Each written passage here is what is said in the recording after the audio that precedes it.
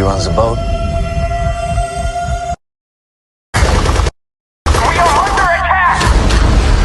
You up for this? Don't worry about me, sir. Interceptor, what is your status? 7 terrorists seized our vessel, and they tried to take the command center. Can you maybe slow down? There's no one even following us. Don't look back. Look up.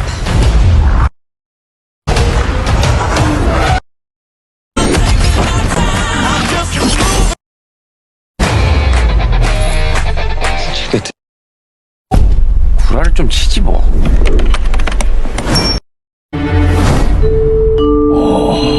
너는 계획이 다 있구나. 이거 애들 아빠한테 꼭 비밀로 해주세요. 저기 손 씻으셨어. 너 사랑하시죠?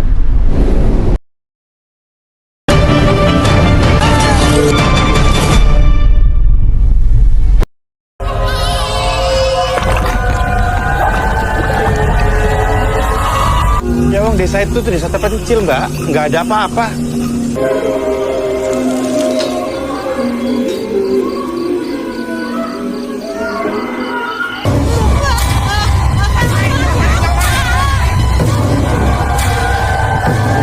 Kamu kesalahan yang harus aku hapus.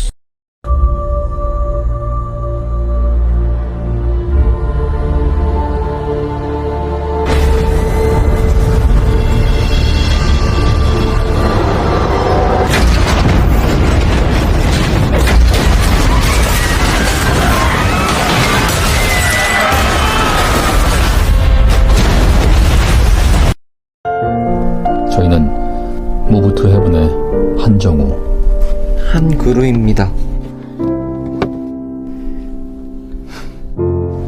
구루야. 아빠는 항상 구루 곁에 있습니다. 나한테 남긴 유언이 뭐야? 조상구 씨가 한구루군의 후견인이 되어주길 희망하는 유언서를 남겼습니다. 아니 20살이면 애도 아닌데 무슨 보호자가 필요? 구리야, 누가 왔어? 빨리 나와봐. 오늘부터 내가 이 집 주인이거든.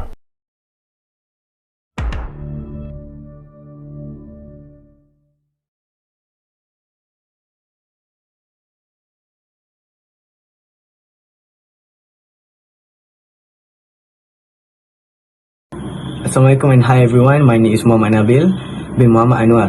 My matric number is 287886. For this presentation, I would like to share some review, top 3 of my favorite movie on Netflix. Hope you guys enjoy. Assalamualaikum and hi, my name is Nur Faizah binti Taha and my matric number is 286872. For this presentation, I would like to share with you all and give some reviews from my 3 favorite movies on Netflix. Top 3 of my favorite movie is Interceptor.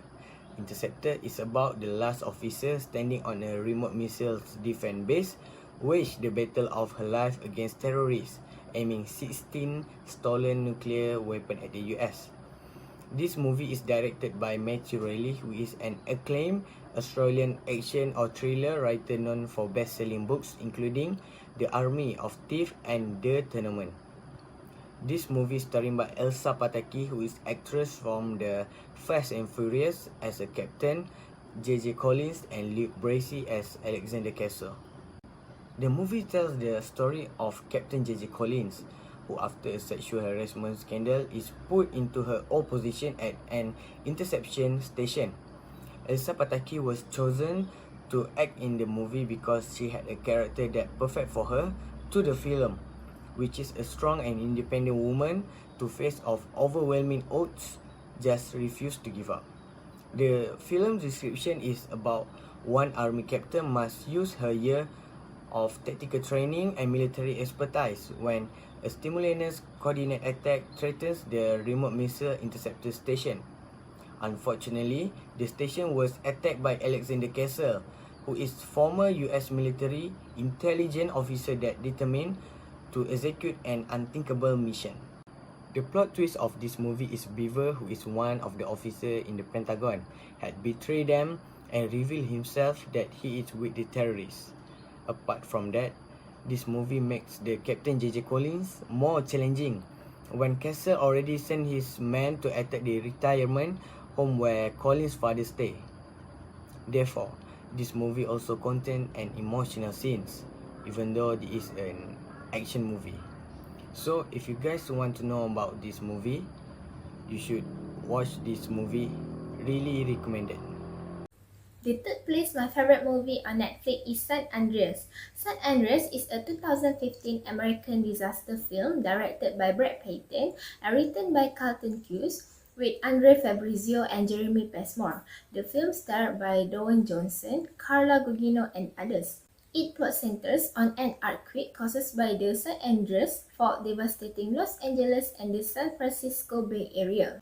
Caltech seismologist Dr. Lawrence Hayes and his college are at Hoover Dam testing a new earthquake prediction model when a nearby and previously unknown fault ruptured, triggering a 7.1 magnitude earthquake that collapsed the dam.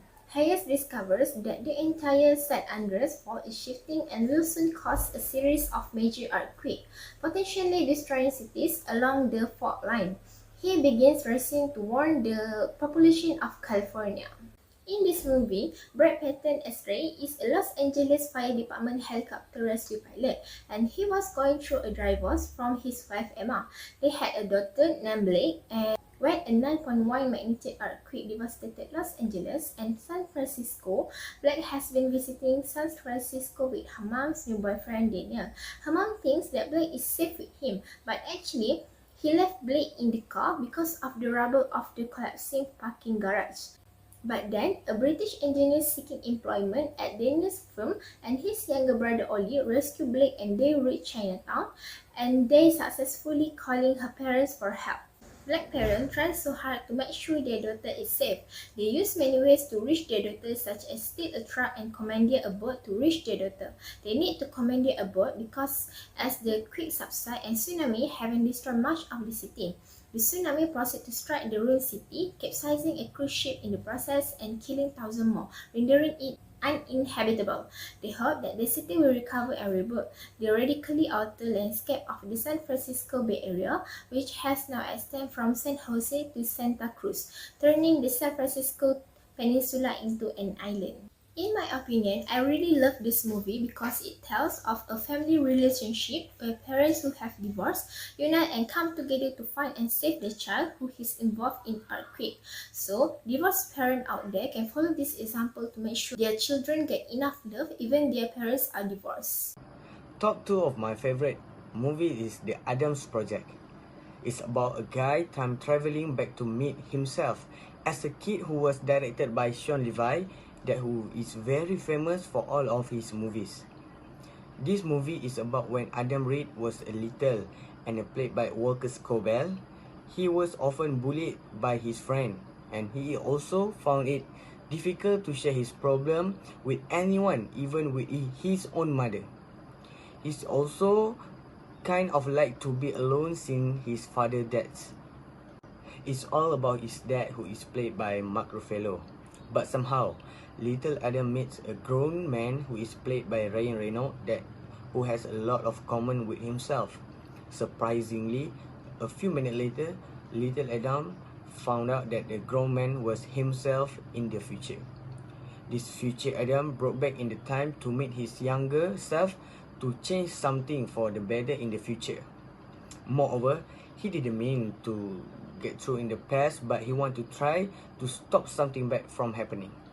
So, there are many difficulties that they have to overcome together, but with a little help from their father, every obstacle could be overcome by them. Apart from that, this movie is full of impressive action sequence with fight scenes, and I really suggest to those action movie lovers look up to this movie. I also found out that the chemistry between the little Adam and the future Adam is just about perfect. Other than that, little Adam had the chance to meet his father in the past, which could cure his longing for his father who was gone a long time ago. Also, there are a lot of emotional scenes that you can find out in this movie. Also, there are a lot of emotional scenes that you can find out in this movie. It also has many moral values that we can take and learn at the end of the day. So if you want to know if they are succeed or not in stopping bad from happening to save the future, Invite your friend or family to watch this movie, and it's well worth watching in a group. The second place my favorite movie on Netflix is Woman of the Damned. Woman of the Damned is a 2019 Indonesian horror film written and directed by Joko Anwar. The film starred by Tara Basro, Marisa Anita and others. This movie is about two best friends, Maya and Dini, who work as two booth collectors in Jakarta. On a night shift, Maya is attacked by a man claiming to be from a village called Harjusari and calling Maya as Rahayu. Following the inscription on an old photo from her auntie showing a young Maya, identified as Rahayu, with a couple in front of a large house known as Maya's parents' house, Maya and Dini travel to Harjasari village to look for the house in hopes of selling it for money. In Harjasari, they meet cool and suspicious villagers. They witness funeral for children every day and observe that many headstones in the cemetery belong to newborn. One day, Maya go outside to buy breakfast for them, and villagers mistaking Dini as Rahayu, whose parents Dona Wongso and Shinta own the house. Dini is lured away by villagers and something terrible has happened. The villagers slit her throat and flay her. As soon as Maya comes back from buy breakfast, she can't find Dini. And while looking for Dini in the evening, Maya spies village chief and Dalang Saptadi drowning a skinless newborn infant. She finds out from sympathetic villager Ratih that 20 years ago, Dona Wongso, a rich Dalang, was rumored to have made a pact with the devil and murdered 3 girls to heal his daughter Rahayu, who was born without skin. Since then, all babies in the village have been born skinless. The cause of one of the murdered little girls revealed to Maya that the actual way to end the curse is to bury the slain girl's skin, which had been made into wayang kulit puppets by Dona Wongso together with their bones. The ghost also reveals that Rahayu was born skinless because Saptadi's dukun, Mother Misni, has cursed her for having been conceived from an adulterous affair between Saptadi and Shinta, who was desperate after her effort to have baby with Dona Wongso had been unsuccessful. Dona Wongso, who himself was a dukun, sacrificed 3 girls to cure Rahayu's skin and in doing so cursed the entire village. Maya and Ratih bury the puppet made from the 3 girls' skin in their grave and their spirits are pacified. Misni arrives with the villagers and reveals that Saptadi and Dona Wongso are actually half-brother, as Dona Wongso's father had an affair with her. Maya begs for her life to Saptadi and tells him everything, and when Misni moves to flay Maya, the distraught and ashamed Saptadi grabs her hand and uses it to slit his throat instead. Horrified, Misni slit her own throat to join her son, and a healthy baby is finally born in the village after 20 years, signifying that the curse is over. In my opinion, I love this movie because it shows how terrible the curse if human beings only follow their desire and lust without thinking long like Rahayu parents. Last but not least, the most favorite movie that I love to watch is Parasite. This movie is directed by the most famous director in South Korea, Bong Joon-ho. It's a movie with dark comedy and thriller genre. Surprisingly, this movie has won 4 awards in Oscar 2020. So it is, of course, this movie is highly recommended to watch. This movie tells about a poor family that takes a special interest in a rich family. Everyone in this poor family is unemployed, and slowly but surely they find a way to get all jobs working for the rich family, such as a driver, housekeeper, and a tutor. Fortunately, for the whole time, this rich family has no idea that all these people are related and scamming them. But when something rather unexpected happened, it changed both of this family life forever. It all starts with Kim Kim-woo, played by Choi Woo-sik, and his family living on the edge of poverty and therefore pizza boxes for a delivery company to make some cash. Kim Kim-woo's life changed when his friend, played by Park Seo-joon, offered to recommend him as an English tutor for a girl he's been working with, as the friend has to go out of the country for a while. Also, Kim Kim-woo changed his name to Kevin and begins tutoring that girl. Before that, he doesn't have any qualification, so he used his sister's skill in editing to make a fake academic certificate so that he can be accepted by the rich family. After he was able to be a tutor, he has much deeper plan. All things change. He's going to get his whole family into the house. So, There are many tricks and plans that they both devise to get rid of the old housekeeper and driver. Luckily, they managed to get the job.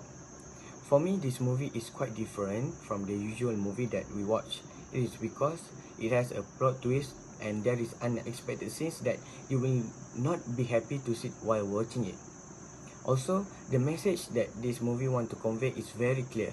It's that the difference between the rich and poor family in the daily life, and it can be reflected in ourselves too.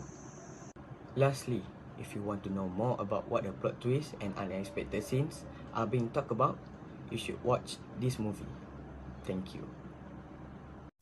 Lastly, my number one favorite movie on Netflix is Move to Heaven. Move to Heaven is a 2021 South Korean streaming television series directed by Kim Sung-ho and written by Yoon Ji-ryun. It is an original Netflix series starring Lee Ji-hoon, Tang Jun-sang, and others. Guru is a young man with Asperger's syndrome. Asperger's syndrome, a form of autism spectrum disorder. Young people with Asperger's syndrome have a difficult time relating to others socially, and their behavior and thinking pattern can be rigid and repetitive. He worked for his father's business, Move to Heaven, and their job is to arrange items left by deceased people. One day, Guru's own father dies and Guru is left alone, but his uncle suddenly appears in front of him. Sang-gu is a cool man and he was a martial artist who fought in underground matches, and he went to prison because of what happened at his fight. His uncle now became Guru's guardian, so he joined his late half-brother's business along with his nephew to work as a trauma cleaner.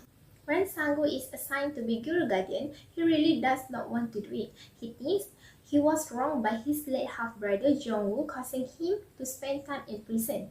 Now, he takes over Guru guardianship so that he can hopefully inherit what was rightfully his. Meanwhile, Namu, as Guru's friend and neighbor, realized that Sang-gu has ill intention toward Guru and he is not fit to be his guardian. Nevertheless, according to the lawyer, Sang-gu only has 3 months until he can prove himself fit to be Guru guardian or not. At first, the uncle felt nauseous and disgusted with the work that had to be done because there was a room condition that needed to be packed in bad condition, such as maggot eating the jelly remains of a person who died, congealed blood where a woman was murdered. But then uncle was familiar and comfortable with his work. This job is very good because it helped the deceased to tidy up his belongings as well as conveys the trust left by the deceased to the concerned. In the ending of Move to Heaven, the lawyer informing the uncle how he was unfit to look after Guru. The 3-month guardianship period had come to the end, but the decision is not completely up to the lawyer. Guru himself wants to have Sang-gu as his guardian. In my opinion, this movie became my number one favorite movie on Netflix because the movie shows that special people can also do daily life as well as normal human beings such as working. So, normal people should not look for excuse not to work and be lazy.